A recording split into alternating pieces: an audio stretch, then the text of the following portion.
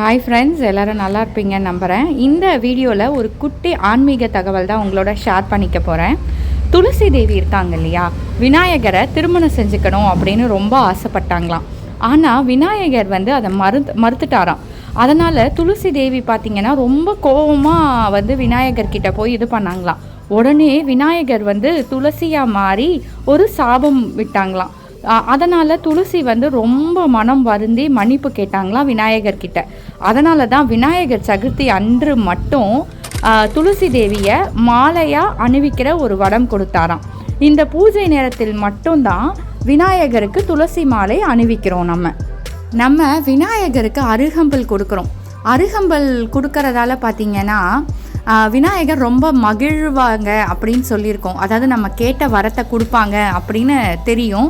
என்ன தெரியுங்களா, அது விநாயகர் அனகாசூரனை விழுக்கிய போது ஏற்பட்ட வெப்பத்தை தணிக்கிறதுக்காக அருகம்புல் உதவிச்சா அவருக்கு. அது அவரை ரொம்ப மகிழ்ச்சி நிலையில் கொண்டு போச்சான் அந்த அருகம்புல்.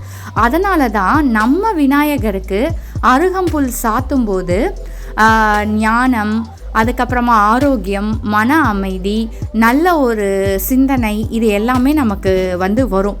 தடைகளையும் நீக்கும். விநாயகருக்கு செதர் தேங்காய் உடைப்பது பார்த்தீங்க அப்படின்னா அகங்காரத்தை அழித்து தடைகளை நீக்கி தூய்மையான மனதுடன் இறைவனை சரணடைவதுக்காக தான். அதாவது தேங்காய் ஓடில் இருக்க ஓடு பார்த்திங்கன்னா நம்ம அகங்காரத்தை உடைக்கும்.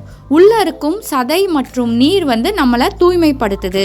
அதுக்காக தான் நம்ம விநாயகருக்கு செதர் தேங்காய் உடைக்கிறோம். இது உடைக்கிறதால நம்ம வாழ்க்கையில் இருக்க தடைகள் நீங்கும். நம்ம என்ன நினைக்கிறோமோ அது எல்லாமே நமக்கு நடக்கும்.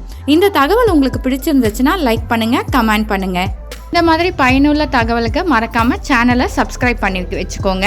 இதே மாதிரி ஒரு நல்ல வீடியோவில் நான் உங்களை சந்திக்கிறேன். பாய்.